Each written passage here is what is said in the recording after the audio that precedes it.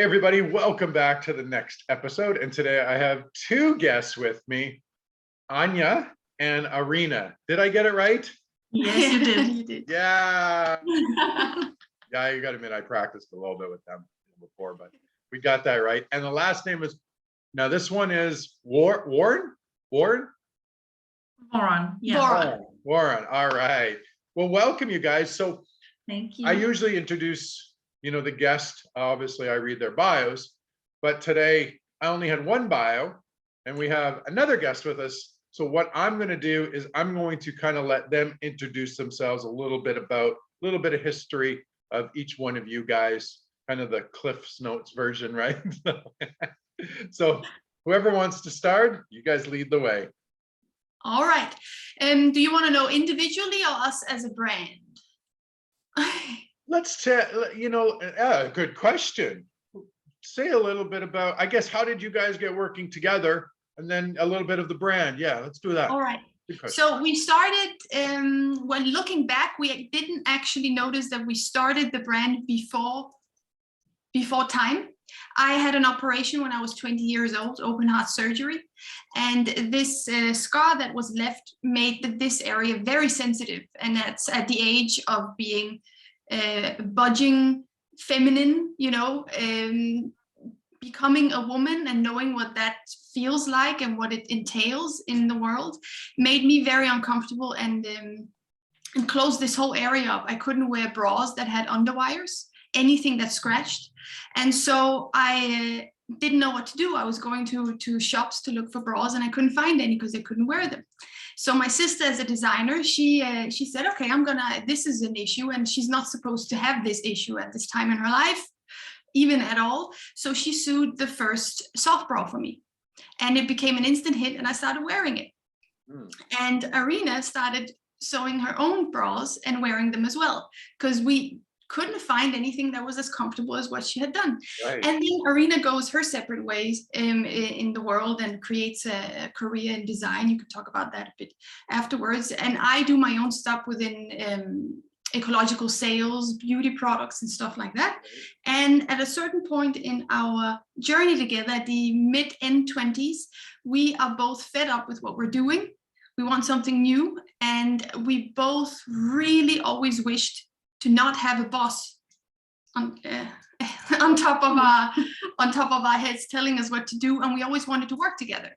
And so Arina, you got really fed up with your work as a head of design for one very big design company, fashion design company, sorry, in Denmark, and you went traveling, and suddenly you gave me a call. Remember? Yeah. She said, Anya, I finally found the one thing that we're going to do where we can work together, be together all the time, and we actually love it. But you're going to have to wait till I come back from my travels to find out. And I was like, yeah, great. And you came back and said that what is the one issue we've always had? We kept complaining about uncomfortable underwear all the time. Really? And every shop we went to, it's always the underpants riding up into the bum, and the bras not fitting right, and me being uncomfortable because it's all about push-ups and selling you an idea that you need to have a bigger bust than you already have, and not being good, comfortable with being yourself. And Arina had her own issues. So we began the company Woron, which made sustainable soft bras, which don't have underwire, which support the feminine forms and the natural shape that a woman has, not trying to modify it. And there was really a big market for it. Not many people were making it here in Europe. Now it's getting very popular, but that's the reason why we did it, is because basically I had a heart operation and had an issue. Really? Wow. But it's first like years later that we discovered that was actually the reason for Woron, because the whole journey to get to that point, I was working within the fashion industry, and I you get a better job, and at last I was the head of design for a big company, and we were making like 180 styles per collection, and we were making at least 8 collections a year. Right. And every time I had to do a presentation, it was like, and now again, I've made my favorite pieces. Like, you can't live without this. And after a couple of years, it's just it starts to sound a bit weird. Like I was in that whole, buzz of, okay, and then the really great sales figures and everything is going really well. Right. And I was kind of blinded by all of that. Right. But suddenly, as I was standing there and doing yet another presentation, and I had to select, the 10 pieces the sales staff has to, you have to sell these, we have to hit really high figures with this. I was like, oh my God, I just did this last month. Like people really don't need this much clothes and in this pace. So that was like the wake up call for me, standing there and trying, to finish that sales meeting. And I just had this big epiphany. And after that, I just thought, okay, I'm gonna have to quit my job because it's really eating me up. There's something, I'm lacking my heart in all of this. And now that I have this realization, I have to act on it. So my first instinct was just, okay, I have to quit. I'm never doing fashion again. Because everything just felt wrong. But then when I was traveling, I just kept coming back because fashion and textiles in general is really my passion. Right. But I was just trying to find a way, okay, but how can I actually do it where I have my heart in it, but where I also use all these things that I have learned throughout my career. Like, okay, so there is actually something called favorite pieces, and usually they're quite basic. And every time I had, this, in design, we always do it, we kill our darlings. So every time we do a lot of, write up a lot of ideas, and then it's just delete, delete, delete. But there was something that was staying on the page, something that even though I was deleting, there was some pieces that kept coming back. Right. And I suddenly realized, okay, but this is because it's actually something that's really close to heart. And it was what Anya and I experienced when we developed underwear, firstly intended for her, but then because everything on the market was, as you said, so much push up and basically underwear made for women, but not made by women. Yeah, exactly. Not with our comfort and with our own, vision of what femininity is in mind. Yeah. So that was like the key aspect of what created Woron for us. That's the birth. That's cool. That's awesome. So when did you guys start? We launched in 2015, but we began the work of it around a year before, sourcing and finding production facilities and all of that. That's amazing. So what's been the biggest challenge for you guys in that business? Yeah, we were speaking about that the other day. So if you have asked us at the beginning, it was the whole idea, of doing everything that we do. We want to do it's a sustainable way. So in the beginning, our main challenge was that people did not really we didn't have a shared understanding of what sustainable means. Right. Yeah. Especially back 2015, right? People were not near as conscious as they are now. Yeah. So it was actually, first of all, for us, it was easy to define what we wanted, what was the right choice, but it was so difficult for us to find people that we could collaborate with and cooperate with that shared the same vision. So that was the main issue back then. Actually finding sustainable materials, also even the packaging and the glue made for packaging and stuff. It was what? And then we, together with production facilities, had to actually go on that journey and start finding the right solutions. Because here in Denmark, we were like the budging small entrepreneurs that were starting, and we didn't even think that sustainability would take this storm that it does. Today, it's on the bordering of greenwashing and all that, and a lot is going on in that sector. But back then, it was just, we want to be clean with what we do. Right. If we're transparent, then if we do good, then people want to come to us. If we are not doing good and we're transparent, everybody's going to run off. It was very obvious because it feels right in the heart. But sustainability was something that really took storm. And now it's much easier today. So that's not a challenge for us today as entrepreneurs. It's easy to find solutions, and even more and even more. So what would you say this today? Mistakes and challenges. It would be thinking that That's funny that she said that, because she even wanted to know that answer. Yeah, exactly. well, there are a few, but one of them is thinking that we can do it all ourselves. That's a very big one. We got, you could say, trust issues with that. That basically we would go on the hamster wheel because we wouldn't trust that somebody else could do the job as good as us. True. And because we had again and again experienced that when we gave tasks away to somebody, we would end up disappointed.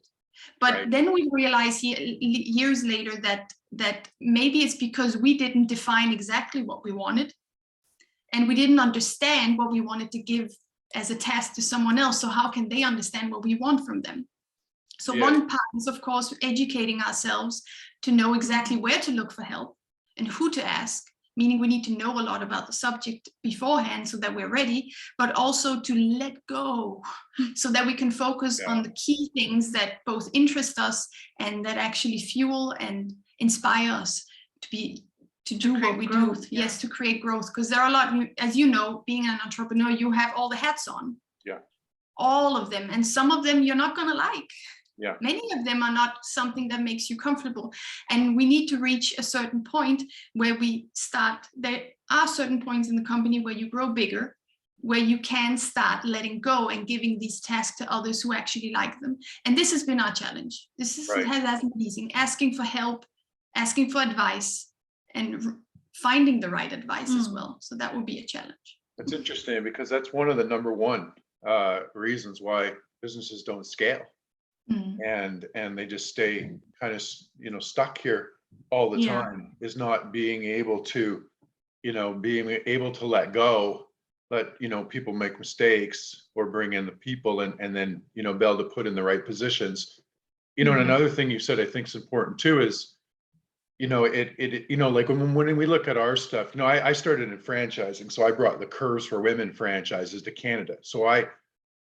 And that business grew to a $4 billion business in 10 years. Wow. And we had some of the largest locations. And with that, I always look at business owners and I'm like, they say, well, this person's not executing well, or we brought this person and didn't work out. But I said, you didn't have the right systems and processes to even help them work out. Yeah. I'm like, I see business owners do that all the time. They blame all the people. And then I'm like, okay, well, I always just say this, okay, send me your procedure and process that you gave them and let me look at it. And they're like, well, what are you talking about? I'm like, okay, well, there you go, right? Right. So yes, exactly. So like, I mean, so that has been a big, yeah. We have, when I looked to yesterday, we have 80 to 100 processes and procedures in our business. And that's just from how I lead my people, how I onboard, how we offboard, how like everything is documented. And that's probably the number one thing that most small businesses overlook, because it's such a detailed thing. And a lot of times we're so good at our craft, sewing, marketing, social, you know what I mean, right? Yes, so it's like we forget about that, putting on, I would say this, your hat thing, we forget about putting on the CEO hat. Exactly. Yeah. Right? Yes, totally. But also the challenge of when you grow, that structure also has to grow with it. Yes. That's also quite a challenge, because I remember that we, in the first years we were doing templates of this is how we pack, this is how we do this and that and that. But that has to be updated all the time. And updated doesn't just mean that you update an Excel sheet. It's like going back and think like, is this still the best solution? Is there something else on the market that is better? Are we still like this? Is Woron evolving to something else? It's like constantly questioning your brand, yourself, to find a better solutions and to grow. Well, basically, something that hit me was I saw a 1-minute clip with someone you interviewed. I don't remember the lady's name, but I like what she said. Because I've been feeling it for a long time, is that the business is an extension of you, right? So trust issues. Okay, so how are we in our personal relationships? Oh, maybe there's something there. But also that we as people stagnate and become like cement if we don't grow and don't move all the time. And you think you become comfortable as an entrepreneur at one stage, and the minute you get comfortable, you got to start looking at all the systems you have, because you got to move. And as a CEO, you need to have that cap on. So this learning process has been very interesting and come with quite a few challenges the first few years. And when we started getting the hang of it, then it really starts getting fun. That's great. You know, I always say it's, if you have even a decent product or service or whatever you're selling or whatever it is, then it's just a matter of developing your CEO skill sets, period. Because you can always make, like, if the product sucks, and even if you have a great, and you're a great CEO, it's still hard then. Even if you're super good, it's still hard, right? You might be able to make 100 grand a year, but you're not going to really scale, right? That's the key, you know, the better you get at, I always say this, the commodity is how you actually operate the business in the back that people don't see. You know, and that's really the competitive advantage in the end. And which is, I always tell small businesses, exciting, because a lot of small business owners aren't good at operating a business. They're good at their craft. They're good at making clothes, or they're good at a psychologist, or they're good at, you know what I mean? They're good at this and that. And they forget to take the time to learn, hey, oh yeah, I am the CEO of my business, right? Like no one else is running it. And I can't afford to hire a CEO for $500,000 to run this thing. So I need to figure this out. Exactly. Yeah. And there's actually one more, which has been like a challenge, but that we have, maybe that's today's challenge. That would be perfectionism. I got a really good quote. Perfectionism is the enemy of getting things done. I have it hanging on my computer, because that's really, and that's one of the ones, also letting something go. Okay, we're creating an ebook for women, empowering women. Okay, we're creating text and all of that, and I have more. We want to put in more text, and okay, just let it flow, see what comes back, and then you can add to it. Letting things go and out into the world has been, we always think that we're going to reach some peak where it's perfect, and then we can send it out, then we can introduce it. But we're teaching ourselves that, okay, just go with the flow. Yeah, I'm glad you guys kind of looked at that, because that's such a good trait of entrepreneurship, of speed. And, you know, I always say to our team, people don't see all the mistakes we make, all the things we try, all the stuff that doesn't work out, but things work out more for us because we're pulling more triggers, we're doing more stuff, we're doing, you know, and when you're doing that, a lot of it, it's not perfect, and so it's falling apart. But then you hit one or two things that really work super well, and if we wouldn't have been doing those other things, you know, we would have still been stuck on the one trying to get it perfect and didn't try the other 8 things. So we would have never got to the next thing, right? So and then once again, it's kind of stuck, not moving. And also with our product, we're like, of course we can test on ourselves, like on us, but the whole idea with Woron is really to create that community where our customers and potential customers become a part of this entire process. So it has really been like, this has always been our aim, but to be able to let go and put something out there so that people can be a part of that process, be a part of, you know, okay, it's not a mistake, but it's as a process of getting better and better and better, and letting people in on that journey. We at least really feel that women really want to be part of our journey. We have a whole list of women that want to have we want to have real women customers, a photo shoot with them. I mean, seeing like just bring them into our world, because it's the brand customer barrier line is blurring. It's like we're becoming one. The last few years, there's something that's changing, and they want to get very close. They want to really get to know us. 100%. And we also want to get to know them, not just because we want to sell, but because by knowing them, we know exactly how to serve, and also serve from the heart. So it's, That's amazing. I mean, and that is the competitive advantage of small businesses in the marketplace right now. That's how you take bigger businesses, customers, and that's what consumers are wanting and needing. And it just, most people don't build it out properly around that area. And there's so much opportunity in that, and you'll be able to keep them in that relationship. right. I remember when my team used to be like, well, Shane, why do you want to give them like your cell number? And I'm like, give them my freaking cell number. They're like, well, why? Because you're too busy already. I'm like, we're building a human, like I call it, I like to build a people before profit business model called humanizing it. That's what I do. Yes. Yeah. And so I'm like, give them my number. There are relationships. Like, they're like, okay, right? So, it was interesting. And I remember actually seeing Kevin O'Leary from the Shark Tank. You guys know the Shark Tank? Do you have in Denmark Shark Tank show? No, but I've heard about Okay. I've heard about it. So like, he's like a big, investor, famous investor, right? And this is interesting. He has two phones, right? So one phone is just for his like family, personal contacts. The other phone is for all his companies, and everybody in the organization has his phone number. So probably 10,000, 20,000 people have that phone number. But he says, what's interesting, and he says, only call this number if something is really going wrong. If a customer is having a really bad experience, they call. He goes, that phone doesn't ring near as much as my personal phone. Because they know the kind of rule to call, but he gives access to that. And when somebody of that caliber, that's what you're talking about right there. And you start to see little things why people get to that level. It's that, it's what you guys are saying. It's giving my personal phone number to everybody and saying, hey, look, if something's wrong, or if we do something wrong, or if you need help here, or something, just shoot me a message. We'll figure it out for you. Yeah. Right. And Coca-Cola ain't going to do that for you.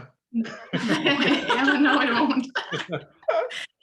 There is something about that. Customers are being so educated now on products and how they're made and why, and everything. They want to know everything because basically they've been cheated for a very long time by many brands. And it's been selling and selling and selling all these commercials, and they're just fed up, and one can feel it. So they're bouncing to the other end of it. Now we want to know every single thing there is, and it has to be completely personal because they don't want anything they cannot stand up to. How do you say it? That doesn't represent their values. That doesn't represent their values, exactly. And that's so interesting for brands like us. We love it because that means we can have our heart in it. We're going to attract the exact community that is going to resonate with what we want to put out. It's a very interesting experience. I always say that the number one thing to really scale a company is probably something that most people don't think of, or they don't even focus on enough. And that's to drive values and purpose through the entire DNA of the brand on a consistent basis. Yes. Yeah. And if you can do that and have the right strategy for that and keep that going, that's what builds exactly what you're talking about right now, right? But it's not just because when we started a journey to define these things and to define, get even clearer on what our purpose is, then the people that we were speaking to about it, that we were hired to help us, to advise us, their main focus was revenue. But when we, were taught these things, it was like suddenly, wow, now it's even more fun to do this. So that became the main motivation, that with more fun, the revenue follows, kind of, at least in this sense. Totally. That because we find that extra spark, you want to run, that faster. And it's not always the revenue that's the main thing that motivates. It's also how much fun, how much can I learn? That kind of more childish approach to it, that you can take that in to the equation as well. Definitely. Yeah, I think that's huge, and enjoying it and having that fun. And, and like you said, when you're doing stuff like you guys are doing and working to build a business like that, you're driving purpose and doing things that way, you just attract the right type of people as well too, right? And, for example, like us, somebody that's not compassionate, even in our company name, it's so driven in everything we do, does not attract the person that's like, hey, let's just go sell people, take their money and get the heck out of here. Right? It just doesn't attract that type of person. And I have friends that have companies like that, that are just hardcore sell, right? I'm like, well, if they can, like, you can go work over there. Like, that's the company you want to be in, that's not us. we even see it on marketing, on all our meetings and all the data we get in. People don't want to be sold to in the same way anymore. Yeah. It's just not the same anymore. No. The way you do a sales video or a sales pitch on a commercial on Instagram or Facebook, it's not the same. One really have to switch. And how do you switch to become more personal? The only way is to be honest. There's no other way, because you can of course put filters on, and you can do a little bit of a sales pitch in a fun way. You can do all these things still, but there's something in that selling that has to be honest. It's as if the followers and customers and people all over have gotten this sixth sense for BS. They just don't want it. They can just feel it. The minute you start selling before you've come with your purpose, it's a little bit like the TV show 24. I mean, if you sold in episode 1, everything would collapse. You wouldn't want to see the 23 other episodes. Right. When you keep building with purpose, so they really get to know you, at the end, they will be wanting to buy from you. It's so true. Without you even trying. It's so true, building it that way. And I used to, sometimes when we get people coming into our organization and stuff, right, everyone starts to do it their way and stuff. And I remember some of the guys and girls were like, kind of like, just hardcore, like kind of spamming people on messages and doing like weird stuff, right? That's completely against like everything we do. So I was like, look, think about it like this. I said to one of the guys, it'd be like you walking in to a nightclub at night, walking up to a girl and saying, hey, let's just go home and go to bed. You're not going to do that. Like, you're not going to do that. That's exactly what you're doing. Unfortunately, maybe some do, but yeah, some do. Doesn't end well for them. But that is not when they walk in. That's usually after about 20 drinks. Then that's right. Exactly. That's a nice way of putting it. That was to a guy, obviously, who was selling it, right?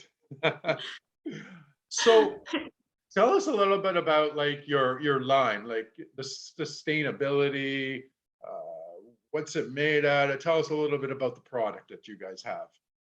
So we mainly work with plant-based fibers. So it's organic cotton. And the main fiber we have that was the thing that we launched everything with is beechwood pulp fiber. Okay. So it's made in a closed loop circle. That means that we can reuse the dyes, the water, and everything that goes into it, like infinite. So we don't, pollute. We don't put anything out to nature again in that sense. And beechwood is also a really fast-growing tree.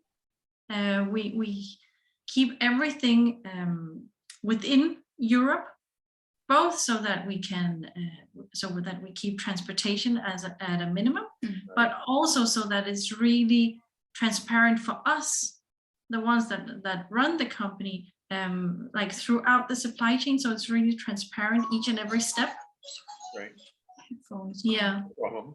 And when we do use, of course, we make underwear, so we have a bit of lace as well. So all the lace is made out of recycled plastic bottles, fishnets, and everything that you can reuse. That's derived from the oceans. Right. And we, as you also know, that we are what one would call a vegan clothing brand. Many people have been asking, what does that even mean? I mean, vegan is usually just food, right? Yeah. So you guys call yourself a vegan clothing brand? We are PETA vegan approved. Okay. Okay, cool.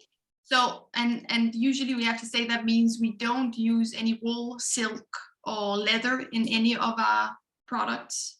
And even like the oil in the machines, in the sewing machines, very often it's made of, what do you call it? It's like it's usually a mixed oil. So it can even have, rests of fat from whale or pig or something like that. Right. So even that is just plant-based oil. And it's really important for us that, like when we started our company, we always said that Woron is the third sister. She's like the perfect one. She everything that we find to be, a bit elevated, that's the better choice, everything like being better, that's Woron for us. Yeah, that's true. I like that. So we want to keep, that what do you call it? Yeah, we want to keep that standard for Woron. Yeah. And as we also mentioned to you in writing, I mean, we've both been vegetarian for many years. Me since I was like 6, and Arina since she was 14. So it was just a very natural Wow. extension. Yeah, that was before you could find vegetarian food anywhere. When you were walking down the street at Denmark, cafes. Yeah, at least in Denmark, it was really one was a little bit the weirdo sometimes in school when bringing the lunch pack. All green, but today it's just natural and it's normal. But it felt good to make Woron vegan, because you go to the production facilities and you see how the materials are made, how everything is treated. I mean, when you were working for the company before Arina quit it, you would go to all these places where they're producing leather, and the way I mean, yeah, it's very heavy business. Yeah. So this is not something we wanted to put our fingers into. That's great. We need more of that. So I've been vegan too for like about 20 years now or something like that. I don't even know how many years. Yeah. So obviously, yeah, I've done a lot, you know, in this space and talk a lot in the space with different people, and some of my friends are big in the space out of Silicon Valley and stuff like that, that, you know, do some pretty big things. Did you guys know, do you guys know who Mark Cuban is? No. Mark Cuban owns like the big NBA teams, and he's a big investor. If you Google him, he's like, you know, 10 billion, 15 billion, 15 billion type of stuff. But he just went vegan, and it's interesting, and he's trying to invest in more vegan companies. And he said, because for me, it's about, I need to make the world better for my kids before I leave. So when you start to see shifts like that happening, you know, that wouldn't happen 10 years ago, wouldn't even be thought of at all. Right. So, you know, it's sure come such a long way. And we just need more people, you know, keep doing what we're all doing, and coming together to save the planet in many different ways. And like you said, the wearing is, you know, I love what you guys are doing, because when I started, you know, it was a lot about food when I started, right? It was about my body, health, right? For me, it was like how like, you know, I used to own gyms and I wrote books in the industry and stuff, and I was heavily educated. So I was like, oh, this stuff is not making me healthy, right? Like, why am I going to eat this, right? It doesn't make any sense. Yeah. So for me, it was 100% at the start about health. Then it started to transition into things like, you know, you almost like start building anything around compassion, and the one thing question starts, then you get like the animal part, people coming, right? And so like, I didn't even realize like how heavy that was, like how, right, like, you know, and until I started, you know, and then me, it was like trying to move out of like, and I still have this, because I still have old clothes, you know, because I had a wardrobe of like, you know, like throughout the years, because I didn't start shifting in the clothes for a while, because, you know, I had, you know what I mean, I was wearing $20,000 worth of clothes already, you know, I'm not gonna like, right? So I'm like, you know, I got leather belt, you know what I mean? Or but that's one thing that I can't get away with because of the compassion stuff. Like if somebody sees me wearing like a leather something, or like not leather jacket, but a belt or shoes, or you know what I mean? Like I'm grilled on it right away, right? So it's yeah, it's like everyone laughs like in my team, because they're like, yeah, you just can't win no matter what. You're never gonna win.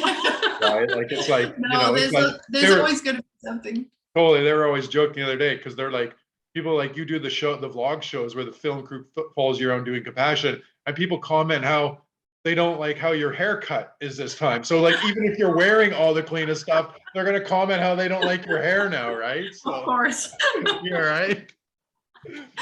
Oh, yeah. That, remember the one advisor we had some years back? He said when he was advising on how to put our purpose out there, he said, would you rather want 8 neutral followers, or would you rather want 4 that hate you and 4 that love you? Because you actually state what you think and feel instead of being careful. That's just much better, the other one, than because at least you get feedback. At least you get feedback on the hair or something, but and at least you have those 4 that love you. Yes, exactly. It's true. And, you know, and from the other 4, you learn something. Yeah. 100%. I agree. It's one of my mentors, who's a really, you know, big $600-700 million business guy. He said, you know, Shane, and he got the Dalai Lama Humanitarian Award and everything. So he's like, you know, like a top CEO. And And he said, well, you only know you're really rich when you're sued probably 8 times, he goes, right? Because people just sue you for anything, he goes, when you have money, right? So it's like, so. Oh, wow, I hope we avoid that though. Yeah, all right. Yeah, but I Well, think It's a bit different here yeah. as well in Europe. It's not very Danish to sue anybody. No. well, yeah, Canada, it's like more than where you guys are. America's like they just sue everybody for anything, Exactly. everything, right? Right? You say one thing wrong, and it's like you get a letter from the lawyer. No, here everybody keeps quiet. Yeah. It's quiet. We actually have this funny, because in America and probably also a lot in Canada, because you're so close to each other, you have this that you can become anything. You really have to trust yourself and just do Anything whatever is you can. possible. Anything is possible, and the winner is the one that goes in the front. While in Denmark, we have this unspoken law, which is called jantelov, which means you shouldn't think you're anything. You shouldn't think that you're better than anyone else. Yes, but that means that very often one doesn't really get to unfold properly, because the minute you try to become your best and everybody's looking, ho. Yeah. Who do you think you are? Exactly. Really? Sticking your head out like that. That's interesting. So it's almost like you need to take a yin and a yang from both and Yes. get a good mix. Get a Exactly. good mix together. Because it's interesting because when I first started in business, I was going to America all the time and doing business out there with a lot of guys that are girls I'm close to now. They're very fast and very aggressive. And I remember the one girl saying to me, like, Shane, you're super good at business, but you've got to get more aggressive here in America and it was just true. I was just a bit too laid back to the Canadian way, where you're doing business with these guys and they're just going to get to it faster and get the deal before you, period. It's just going to happen that way, right? So yeah, I had to, Yeah, there is this where what you are speaking about very often is that then it only ends up what do you mean? I'm stumbling on my words here. It ends up being about you, right? It's me, I have to come first, my company, me. So you kind of forget, and this is what you, for example, are fusing. Yes, you have a successful business and it's going well, but you are building it around us together. That really makes a difference. So I at least I feel more comfortable in that. Trying to fuse them together, that would be a good idea. Yeah, right. But entrepreneurs here in Denmark are really trying to push to get more respect and a stronger voice, that it's okay to be somebody. That we don't all have to be level playing, that nobody's sticking their head out. Otherwise, we don't move, we don't evolve, we don't push the entire society forward if nobody's trying to risk anything. So it's changing in Denmark. It's true. I like that. So where do you guys feel the industry's going with veganism and clothing? Do you think we're on a good track, or like I said, to me that's one of the industries that people always think of food and eating first and this stuff, right? They don't. It's coming more now. Clothes. Yeah. Now it's clothes. Like I think one of my friends was looking at, and he's doing because he's like they're starting to look at doing furniture now, like for vegan furniture, right? And that's so when you look at, because you start to look around your house and you're like, oh shit, like that, oh geez, I got that. That's leather. Like that couch is, or this is leather. You start to. So where do you guys feel like that's all the clothing is in the industry's coming? So I think that first of all, it's really nice that people are beginning to think about these things. It has to start with us that produce, that put items out into the world. But as we've seen with the whole green concept, now we have the term greenwashing. I think that we see a bit the same within veganism. That the reaction we, for instance, got with underwear was also like, oh, but vegan is just something when you eat it.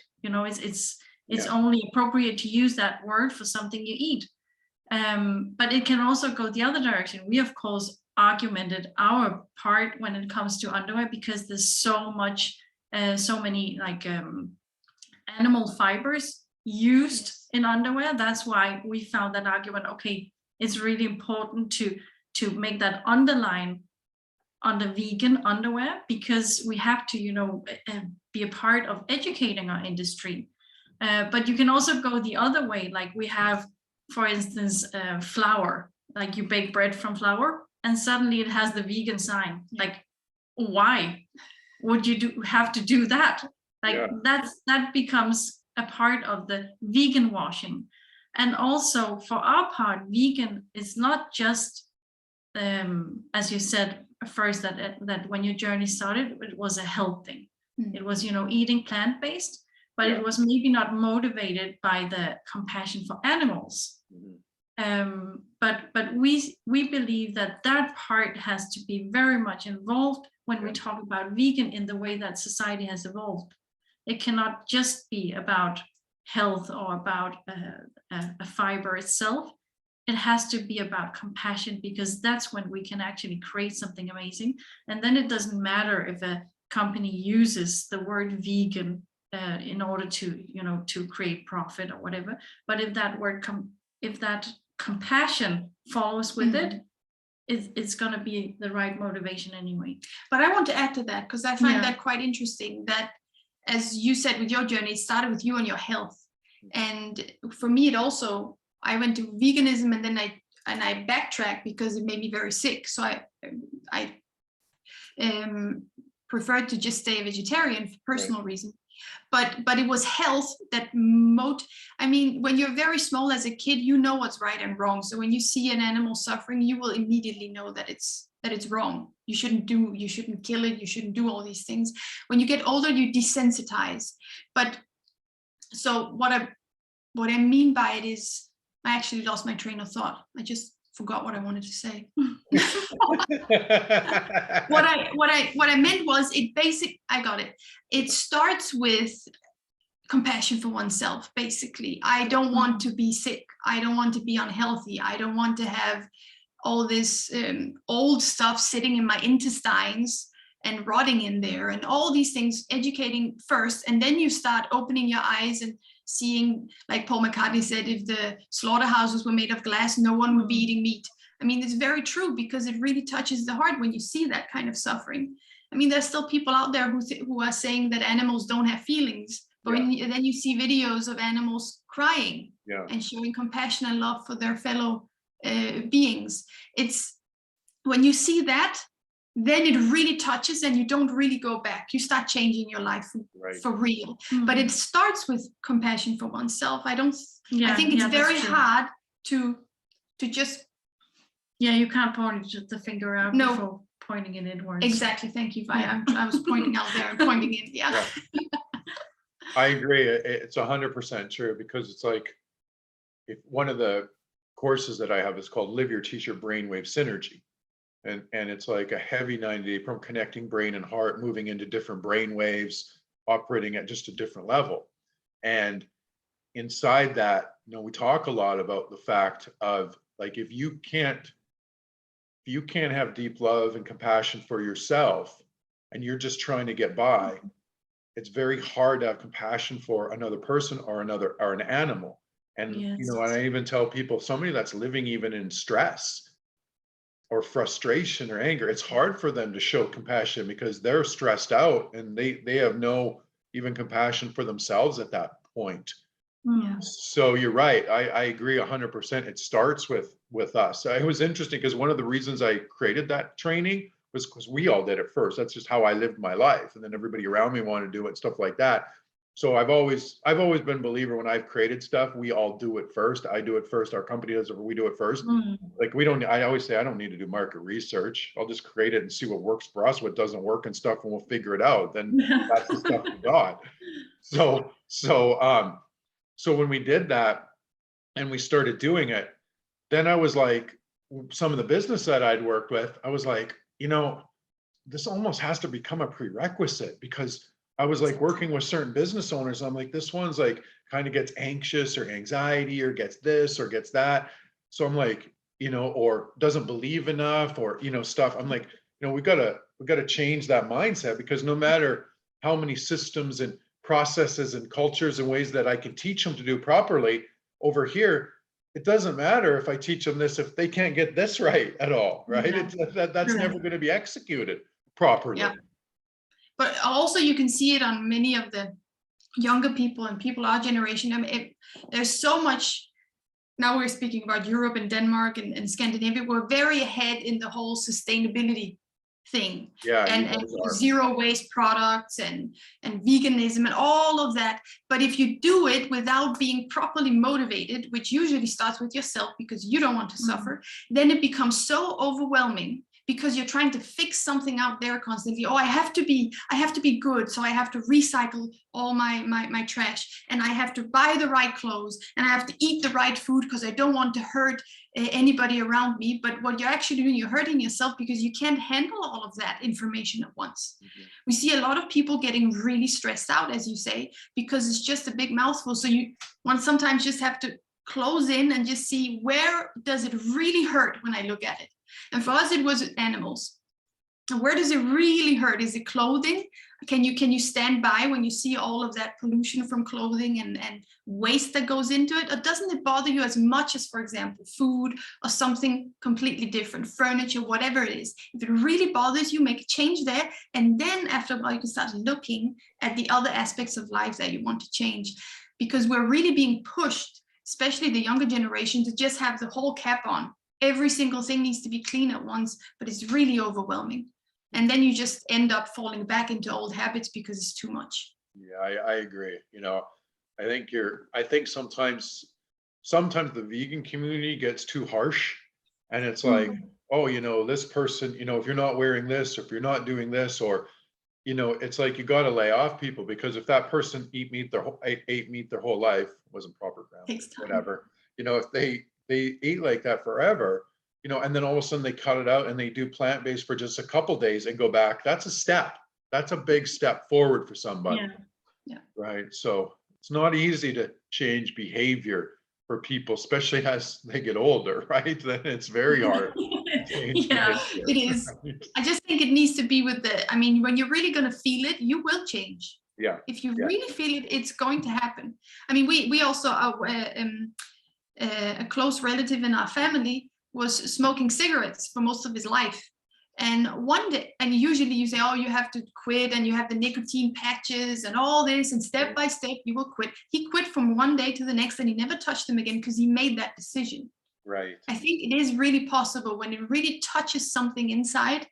And for example, for vegans, when you really see it, yeah, there's no going back. All the doors close, and the only way is forward in that direction, in that aspect of life. And I think that is for everything. Yeah, I agree too. So how many SKUs do you guys have? How many what? SKUs, like, right, yeah, I guess that's that Canadian term. I guess that's not a Denmark term, right? So SKUs, when you say well, it can be two, I mean, there's actually two different meanings, but the SKU that I'm talking about, if somebody says in business, in our culture, or in our country, a SKU would be like, you have like 10 different SKUs. So you have like one bra, a different bra, a third bra, a fourth bra, a fifth bra, a sixth bra. So you have 10 different products, would be 10 different SKUs. So you think, I mean, it's like, cool. Yeah, it's cool. I think that's Yeah. So how many do we have? Oh, I don't remember because we just got new ones. What do you guys say? How do you guys use that term? We just SKU. Okay, so we write SKU too, but say SKU. Oh, SKU. Yeah, SKU. Okay. I understood it as SKEW, and I thought SKU. We have around 250. Yeah, just so you have a lot. You have a big line. Because we make variations, you know, when we have one bra, it usually comes in at least 3 or 4 colors. And then we do the sizing from extra small to extra large. Right. So, good. Yeah. So how is it just you two, or like, of course you have production facility and stuff, but is it you two that run the business? Do you have other people? Do you guys, how does the company run? It's just the 2 of us on a daily basis, and then of course we have, you know, a warehouse that handles everything that has to do with warehouse picking and packing and stuff like that. Right. And then we use freelancers. Oh yeah. Okay. Yeah. And we have a marketing team. Right. That's not ourselves doing that. Yeah, yeah, of course. Although we have to feed them. Yeah. So that's a lot of work. True, right? It's true. Yeah. Awesome. So where can they find all your guys' stuff at? Can they get it in America or Canada, or is it just in your We country? do ship. We ship to America and Canada. We ship worldwide, Okay. and it's on woronstore.com. Okay. So say it one more time. Woronstore.com. So spell that for them. WORONSTORE.com. Right. I'm not trying to insult anyone's intelligence. I'm just making sure that they know it. So, so that's one thing for me speaking so much. I've even learned to repeat my stuff over and over and over because people are like, what did you say? Where do I find it? Where do I go? Like I just said, actions of compassion 5 times, but I'll say it again and again. It was interesting. I just interviewed a girl, Uncharted TV, I believe it was. And she's out of LA and she worked for all the big, like CNN and all the stuff. She was one of the top journalists for 20, 25 years for all the big companies. And she was the one that pushed through shows about animals and stuff and all the animals being hurt and stuff. And now she has her own nonprofit that just shows all this stuff because she didn't believe in working for the stations anymore. And, I always laugh because she's an LA girl and fast, and super good woman, but good, a good self-promoter. Our whole, like every 7 minutes, she would hold up a sign that said her TV on mine. Right. So literally, right. And I thought about that and I was like, out of all the people I've interviewed, I completely remember that one nonstop. Yes, it worked. Nonstop. Right? So yeah. That's very proactive. Holy Yeah. good self-promoter, to tell you the truth, right? So, awesome. Yeah, totally. Awesome. And you guys have social media handles they can find you guys at? Yes, also WORONSTORE on Instagram and on Facebook and Pinterest and TikTok. That's cool. You guys are doing TikTok. I would hit TikTok hard. I think you guys done properly with the right strategy. I think you guys could do quite well on TikTok. And TikTok was just recently the most Googled and researched platform ever before Google. Wow. I didn't know that. Yeah, no platform has ever done that. So it's really coming strong here in Denmark. Yeah, everywhere. It's just really blowing up. But make sure you guys do the right strategy around it. I see people just posting. we're working on it. Yeah, do the right strategy for the right rhyme, right reason and stuff like that. Yeah, definitely. That's where that community will start to build for you guys. Strong, right? So awesome. Well, thank you guys. This has been an amazing conversation. I can, you guys are just good women doing good things. We connect very well. Like before, we already said in our start of our conversation, Canadians and people from Denmark are very, very similar. Yeah, we are. It was a pleasure, Shane. Yeah. Awesome. Thank you very much. Yes, everybody now make sure you guys go check them out and buy some of their stuff for sure. It's good and it makes the world better. Thank you, everybody. Talk soon.